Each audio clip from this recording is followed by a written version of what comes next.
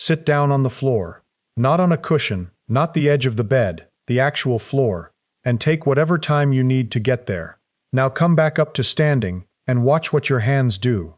If a hand went to the ground, or pressed on your knee, or grabbed the arm of a chair, you already have the answer, because the movement that decides whether you go on living in your own home is that one. Floor to standing. No hands. Not walking speed. Not grip strength. Rising from the floor unassisted. And the reason that single action carries so much weight has almost nothing to do with how strong your legs are, which is exactly why most people who try to fix it train the wrong thing for 2 years and end up no better than when they started. Here's the number that made me want to sit down and work through this properly. In June 2025, Claudio Araújo and his colleagues at the Clinimex exercise clinic in Rio de Janeiro published 26 years of follow-up on 4,282 adults between 46 and 75, all of whom had been asked to sit down on the floor and get back up while a physician scored them. Median follow-up was 12.3 years. Among the 192 people who could not rise from the floor without help, a 0 on the rising half of the test, 49.5% died during the follow-up period. Among the 520 who rose cleanly, no support, no wobble, the figure was 4.4%. Same clinic, same scoring, same decade. Now, before that number does something unfair to your afternoon, let me be straight about what it means and what it doesn't. Getting up off the floor does not keep you alive. Nobody has run the trial that would prove that, and Araújo himself lists it as an open question at the end of his own paper. Whether training the score upward actually buys survival is unknown. The Clinimex group is also a particular crowd. Private clinic, Rio de Janeiro, largely well off, 68% men, all of them healthy enough to attempt the test in the first place. What the rising score is, honestly, is a dial on the outside of the machine. It reads out 4 things at once, and when the dial drops, it is telling you that several systems move together in the same direction. The rest of this is about which systems, and which ones you can actually move back. So what exactly is being measured? The sitting-rising test starts you at 5 points for going down and 5 points for coming up, 10 total. 1 point comes off for every support you use. A hand, a forearm, a knee, the side of your leg. Half a point comes off if the person watching sees you wobble. Put a hand on your own thigh to push yourself up, and that counts as a support. It's still a point. In the 2025 cohort, a perfect 10 meant a 3.7% death rate over 12 years. A score of 8, meaning you used exactly 1 hand or 1 knee going down and 1 coming up, meant 11.1%. The bottom group, 0 to 4, came in at 42.1%. Tell me in the comments what you scored just now, and be honest about it, including which hand went down first. I want to see how the split falls, because I suspect the left-right pattern is more consistent than anyone talks about. The obvious explanation is weak legs, and I want to give that explanation a fair hearing before taking it apart, because it isn't stupid, it's just incomplete. Think about what your body actually is during a rise from the floor. A loaded crane with a very short base. Engineers talk about the moment arm, the horizontal distance between a load and the point that has to hold it up. Double that distance and you double the force required, without adding a single pound to the load. When you're sitting cross-legged on the floor, your center of mass sits roughly at your navel, and it is a long way out in front of whatever foot you're about to stand on. The whole rise is a job of dragging that mass back over a base of support that is shrinking the entire time. From your whole seated footprint, to 2 knees, to 1 knee and 1 foot, to 1 foot alone. Strength answers the question of how heavy the load is. It says nothing about whether you can steer it. Here's the first layer under the surface. Strength and power are not the same tissue property, and they don't decline at the same rate. Strength is how much force you can produce. Power is how much force you can produce in the fraction of a second you have available. Past your 50s, maximal strength tends to drop somewhere in the range of 1 to 2% a year, while power drops closer to 3 or 4. Figures vary a lot between studies and between populations, so treat those as the shape of the curve rather than gospel. The reason for the gap is fiber-specific. Type 2 fibers, the fast ones, atrophy preferentially with age, while the slow type 1 fibers hang on. Geriatricians have a word for the result: dynapenia, or meaning loss of strength out of proportion to loss of muscle. The leg still looks like a leg. The fast crew inside it has been quietly laid off. Why does that matter for the floor specifically, and not for walking? Because a rise from half kneeling has a sticking point, and the sticking point has no momentum in it. Walking is a series of controlled falls. You get gravity's help every step.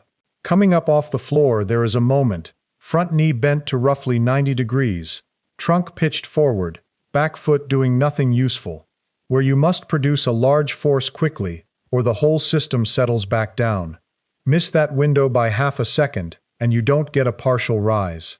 You get a failed one. If you've ever pushed up off the ground, felt yourself get halfway, and just quietly sat back down without deciding to, that's it. That's the fast crew not answering. But power alone doesn't explain the people I've watched fail this.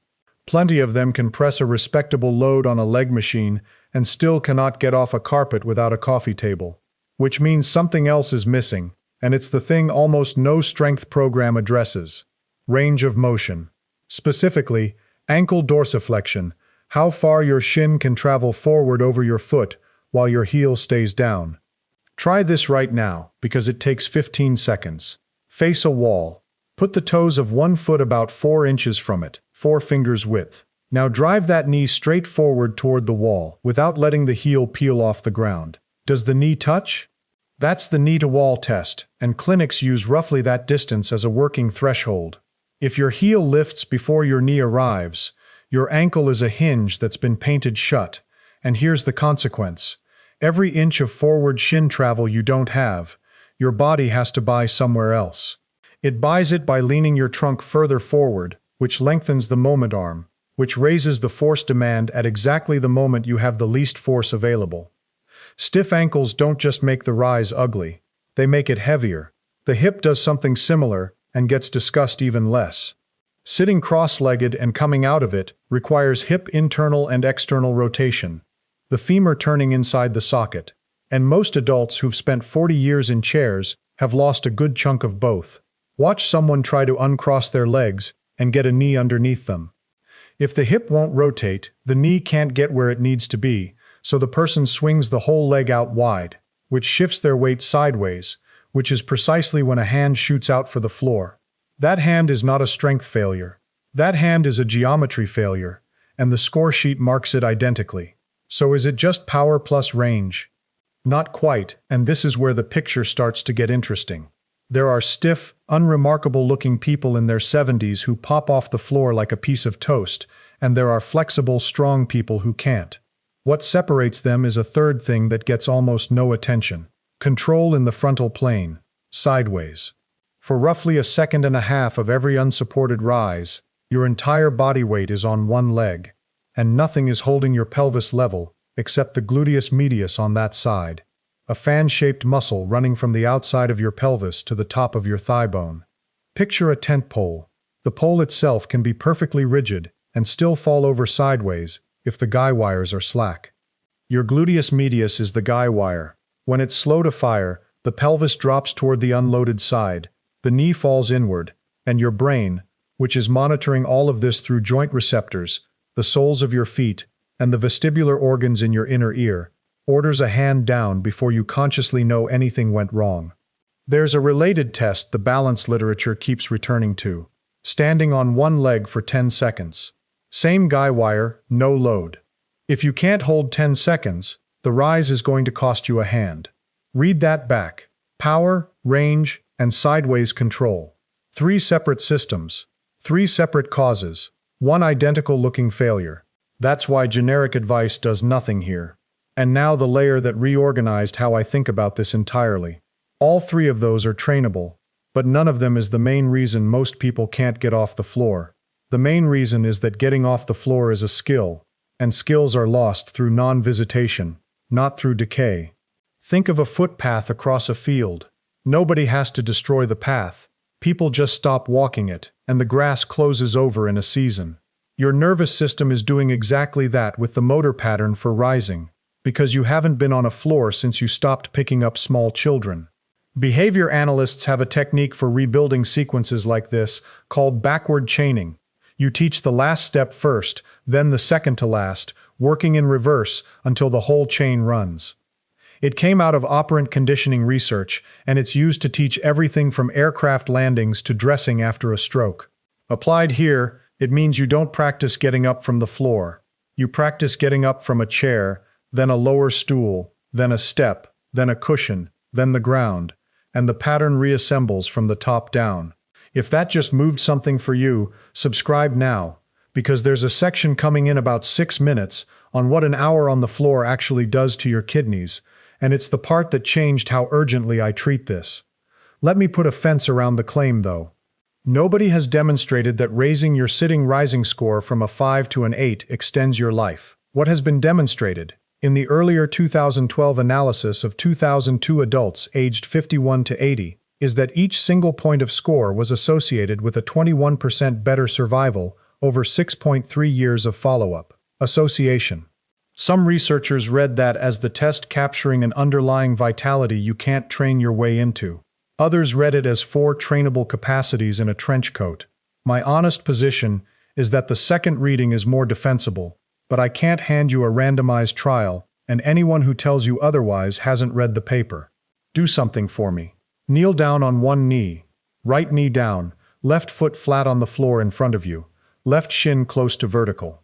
Take a cushion for the knee if you want one. Now, without rocking backward first, stand up. Notice the exact moment it gets hard, and notice whether your torso leans further forward than you expected. Then switch sides and do it again. Most people have a side that works and a side that argues. That asymmetry is diagnostic, and it is the single most useful thing you'll learn about your own body today, because it tells you which hip has been carrying the other one for years. Now, the reason any of this urgency exists. In 1981, David Wild, USL Nayak and Bernard Isaacs published a study in the British Medical Journal on the prognosis of falls among older people at home. They followed 125 people who had fallen. 20 of them had lain on the floor for an hour or longer, unable to get up, and within 6 months, half of that group had died. That figure has been repeated in fall prevention material for 40-odd years, and I'd rather be straight with you about it than let it do unearned work. 20 people is a very small group, and lying on the floor for an hour is a marker of how frail someone already was, not purely a cause of what followed. The statistic supports my argument, and it is weaker than it sounds. What holds up regardless of the statistics is the physiology of what happens during that hour, and that physiology is not in dispute at all. Here's what an hour on a floor does.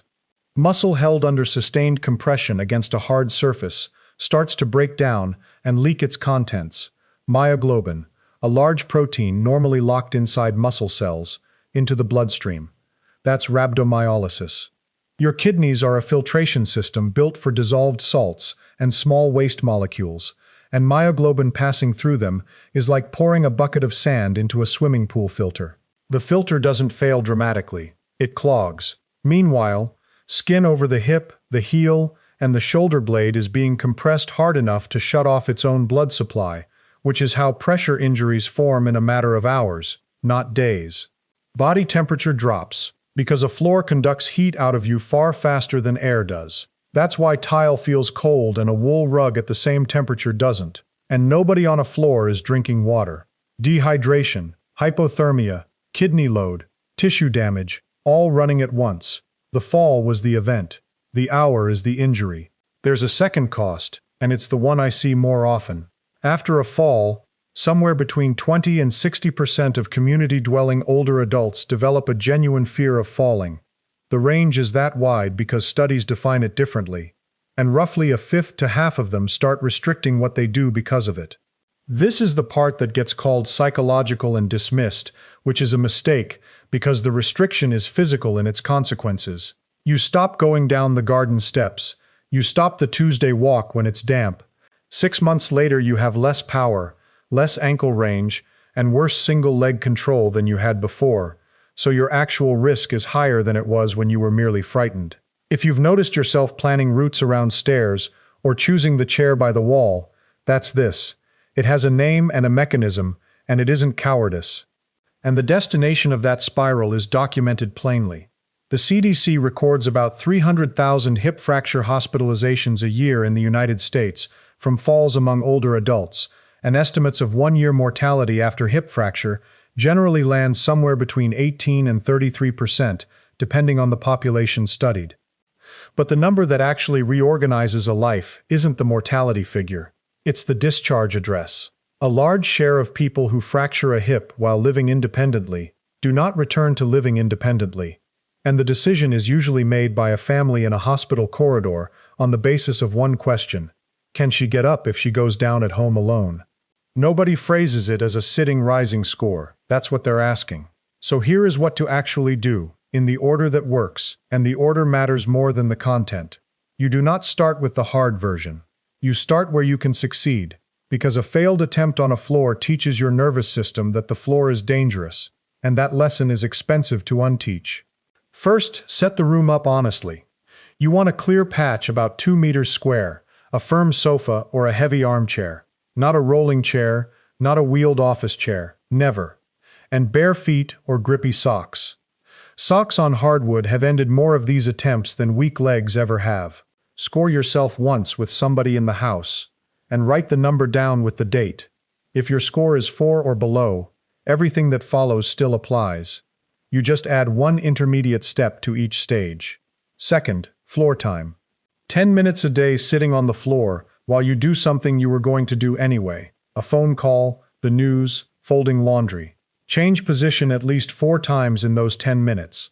Cross-legged, then legs out straight in front, then side-sitting with both knees fallen to the left, then side-sitting to the right. You are not stretching.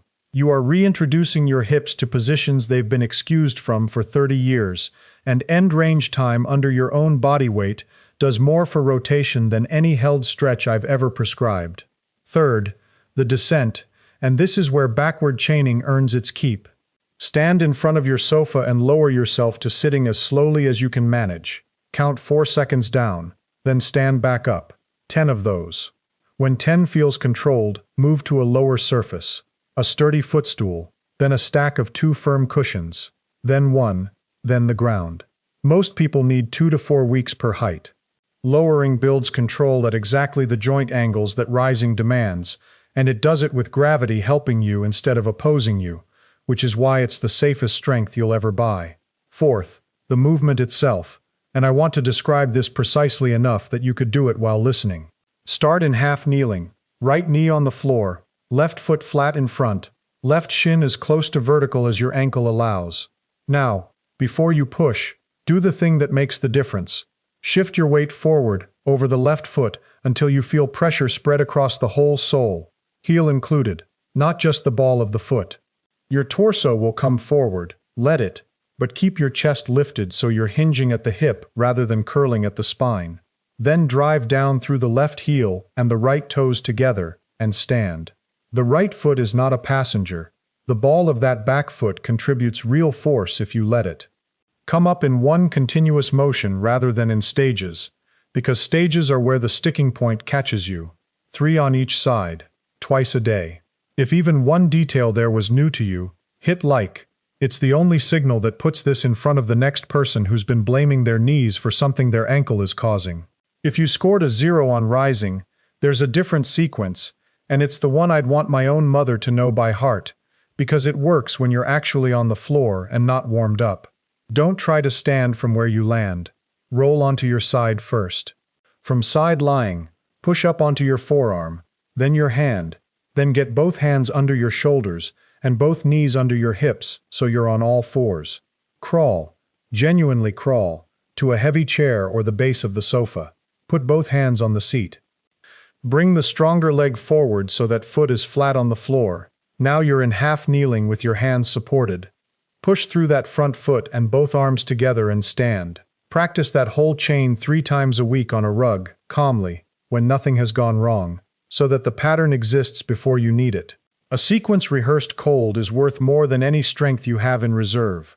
Alongside it, feed the 2 limiters directly. For the ankle, back at that wall, toes 4 inches away, drive the knee to the wall, and hold 3 seconds, 20 repetitions per side, daily. It's dull and it works, and you'll usually see a centimeter of gain within 2 to 3 weeks. For power, sit to stand from a normal dining chair, but change the tempo.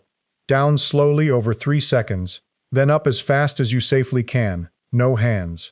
8 repetitions, 3 sets, 3 days a week.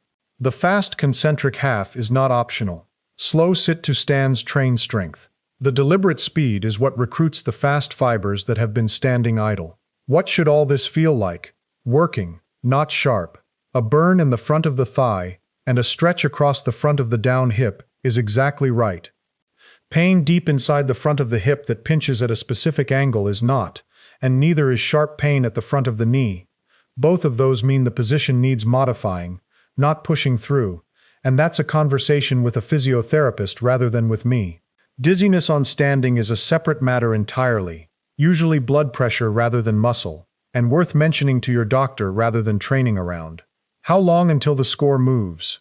In my experience, the sideways control improves first, often inside 3 weeks, because the nervous system relearns faster than tissue remodels. Ankle range takes 6 to 8 weeks, power takes 8 to 12, and the skill itself, the smooth, unthinking, unsupported rise, usually shows up suddenly rather than gradually, one day when you get up off the floor without having planned it. Drop a comment when that happens, genuinely. That's the message I most want to read on this one. One last honest caveat, because there's a version of this advice that gets people hurt. If you have had a hip or knee replacement, kneeling may be restricted for reasons specific to your surgery, and the crawl-to-chair sequence matters more for you than the elegant no-hands rise does. If you're on blood thinners, the calculus around practicing near a hard floor changes, and a mat is not optional. And I want to say plainly that nothing here needs to be bought. Not a balance board, not a vibration plate, not a supplement. A floor, a chair, and a wall. If someone is selling you the ability to get off the ground, they're selling you something you already own the equipment for.